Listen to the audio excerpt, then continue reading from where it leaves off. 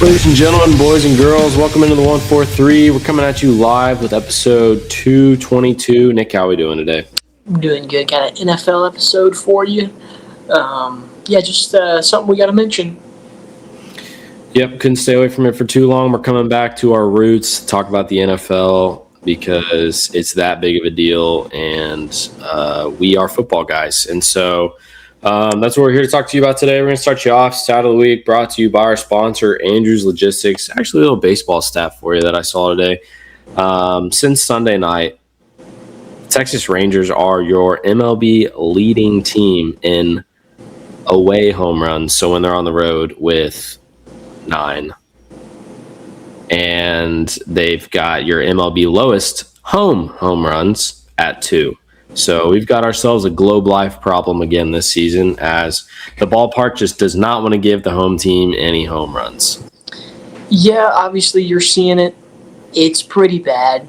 Balls are dying. We put on a show in Philadelphia and in Baltimore, and then we came home against Cincinnati and looked absolutely horrible. Did an okay job against Seattle, but those were all those games were low scoring on both sides. Fly balls are just dying. Go back to LA to play the Dodgers, lose that series, but we're at least hitting home runs. So hitting home runs, which we can't do at home, which is thought we figured that out over the offseason, maybe put some fans in or something. Nothing got done. Yeah. So glove life's back to being a pitcher ballpark. We could go on and on. We probably will at some point. But not right now. But not right now. The last few years have been brutal. But moving on. So your player of the week, probably one of the bigger things that happened in the NFL most recently. Kirk Cousins is on his way to be a Las Vegas Raider, and just thought we'd go over. So his net worth is $180 million. Yep. But interestingly enough, he gets into the top 3 of career earnings with $341 million. Kirk's agent just fleeces yet again. His deal with the Raiders is supposed to be 5-year, $172 million, with a 1-year, $20 million guaranteed deal. But it's just, once again, he's getting an insane deal that he is not worth. I love me some Kirk Cousins. I do too. He's a good character in the NFL, but he does not perform. And I don't know what on earth you could have seen from him in Atlanta as a Falcon, as a backup, that makes you believe he can be worth this much money. But apparently they know something we don't. Basically, the deal with Las Vegas is essentially a 1-year deal if you look at it and kind of how the way it's worked out. The Raiders are only paying him $1.3 million this year. The Falcons are paying him $8 million. And then the $10 million roster bonus triggers at the beginning of next season. So it doesn't even affect the salary cap. So the way it's worked out, the rate is very team friendly for the Raiders, but not the Falcons. And Kirk's agent just deserves a lot of praise because he's worked out a lot of guaranteed. It's all guaranteed, so a lot of guaranteed money for Kirk over his career. And yeah, he doesn't perform in the playoffs. And we'll just dive into it. We're talking about the AFC West today, just kind of bullet points hitting on them. We'll start with the Raiders just because, the Raiders are that team every year where you talk about the AFC West and you're like, okay, it's going to be Raiders and last, and these 3 teams are going to be fighting it out. But you got to give props to the Raiders. They really went this offseason. They really are going kind of, I don't know, all in's the right word, but they're taking a lot of steps in the direction. Yeah. So they've got the first pick in the draft, which everybody just kind of assumes they're going to take Fernando Mendoza at number 1. You don't need him yet, Kirk Cousins. Right, and I think complete joke. They signed Clint Kubiak, the Seahawks defending champs, offensive coordinator, as their head coach now, and what he said is that it would be beneficial for Mendoza to sit and have a veteran starter to learn from for a bit, which is smart because just throwing the QB into the fire isn't always the right move. And so that's what they're going to do. And then their notable free agent signings, Tyler Linderbaum, the center, obviously Kirk Cousins, Quay Walker at linebacker, Kobe Dean, and they have Max Crosby back, as well as a few other signings.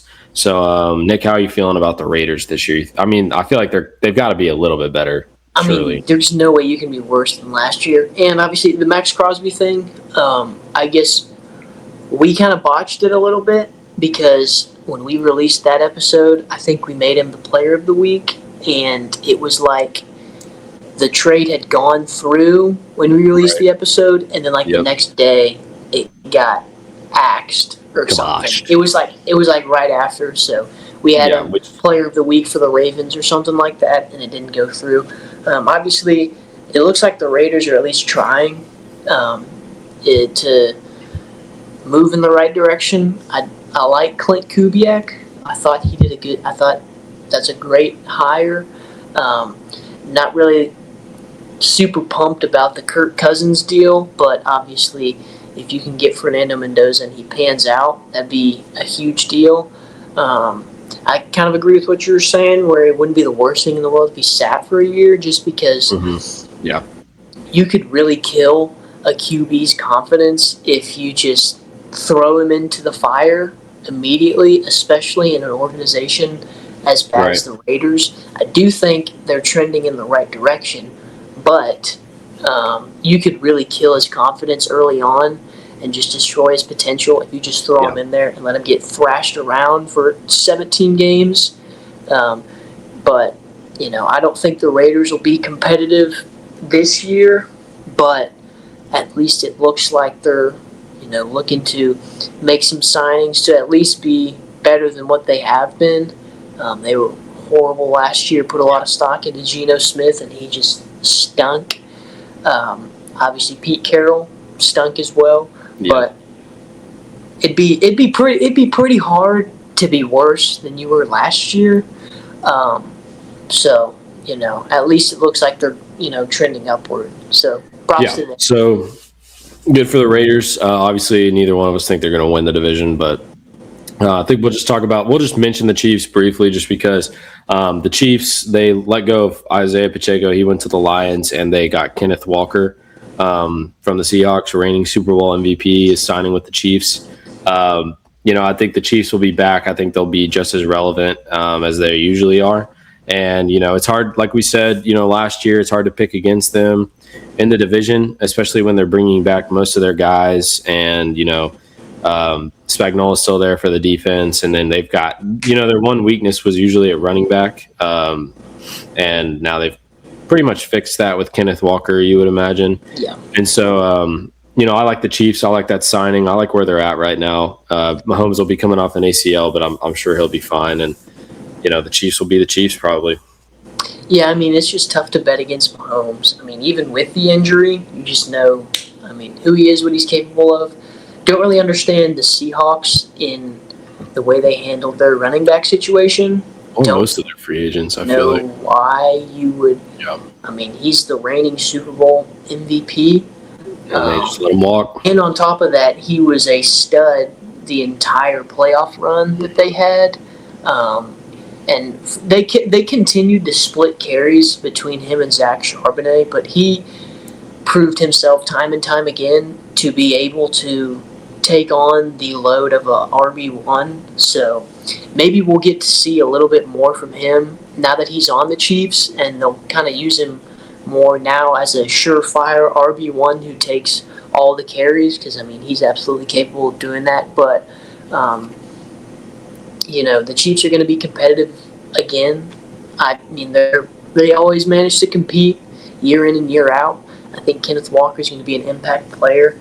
The running back position for them last year did not look great. Isaiah Pacheco just did not. No, he just didn't work out the way they thought he did. Obviously, you have Kareem Hunt, but that's not a long-term player. At least with the addition of Kenneth Walker, that's more of a long-term, running back fix. I think he's got a higher ceiling than what Isaiah Pacheco had. But we'll see what they do. We said it a million times. It's just hard to count the Chiefs out. Yep. Even with Mahomes having the ACL tear, he's going to come back slinging it Kenneth Walker's going to ground and pound. So we'll just see what happens. Yep. As far as the Chargers, they haven't done a whole lot free agency wise, but they brought in OC Mike McDaniel. And I think that'll be great for their offensive scheme. I think Mike McDaniel, his time with the Dolphins wasn't great, but being a head coach and being an offensive coordinator are two totally different things. He's proven that he is a very good offensive coordinator and a great offensive mind. I think it'll be really good for the Chargers getting him. And but what it's going to come down to is the playoffs and can they compete? Because usually when we see them in the playoffs, I feel like they're just not competitive at all, which is what we've seen time and time again. So that's what it's going to come down to in the end if they make the playoffs. Yeah, I mean, obviously McDaniel did not work out as a head coach, but he can be an offensive coordinator, and that was just one of those situations where you're a great defensive coordinator or great offensive coordinator, and so they try and make you the head coach somewhere, and you just stink it up. Yep. But the Chargers they should have the pieces to be able to do to be great, but obviously what killed them, one of the things that killed them last year was the offensive line. And you remember seeing it was like the PFF ranking where like all of their offensive linemen were pretty much almost dead last in their category. But maybe Mike McDaniel Doesn't seem like they fixed that. Help shore up that offense. I mean, they haven't had any free agent signings that I've seen. We'll see. I don't think their offensive line has changed. They might be trying to have had any signings. It's not been anybody. They had a couple injuries to some of their starting offensive linemen, so maybe that's what will help them. But you got to give Herbert more than 0.5 seconds to throw the ball, or you're not going to get anywhere. Moving on to the Broncos, I personally think the Broncos will not be as good as they were last year. They lose passing or DB coach Jim Leonard, who the Cowboys really wanted as a defensive coordinator potentially. They lost him to the Bills, and I think their defense will probably hurt just a little bit from that. And then they haven't really – they signed Jalen Waddle, which will be a great weapon, I think, for Bo Nix. But we'll see. The Broncos just aren't a flashy team that you really think about being really good. But Sean Payton's a great coach and a great offensive mind. And, I mean, their defense is no joke under, Vance Joseph. And so who knows what they're going to do next year. I really have no idea. Yeah, obviously, getting Bo Nix back is a huge deal. I'm just trying to look and see because, I mean, they had quite a few one-score game wins that they had, and so I think that's going to be. Which we saw. What the happened? Vikings. Oh, Yeah, I was thinking about the Vikings when they went. What was it, like 14-3 or something that one season, and they lost to the Giants, and then they were. I think they were like below 500 or something the next year. And it happened to the Chiefs 2 years ago. They won all of the one-score games, and then this past year they were like 0 in one-score games. So it comes back at you. And so you hope Bo Nix can return to be just as good, and if not better than the way he was before. Because obviously,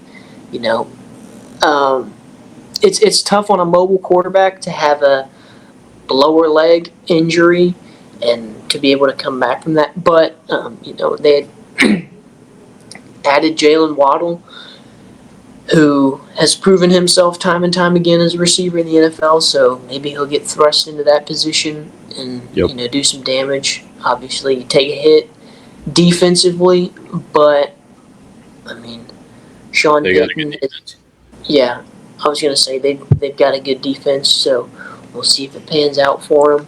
I agree with what you were saying. They're just not a flashy team. You just don't think about them. But, they kept sneaking in.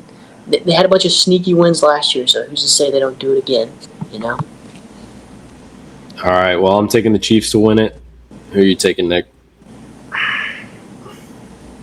Man, I guess we'll just, definitely not the Raiders. I don't want to pick the Broncos again because that's too easy. I guess we'll just we'll say the Chargers repeat. I guess. All right. or no, not repeat. Sorry, Not repeat, they didn't win it but- last year, but repeat going to the playoffs. How about that? But There you go. I'll say Chargers win the division. All right. We will see. But here's like to end our shows on Under Review. Brought to a quote from the Vince Lombardi, and he said, "People who work together will win, whether it be against complex football defenses or the problems of modern society." And that's the truth. Ain't that the truth? Thank you for tuning in this week. And we will see you next week. Another episode of Under Review.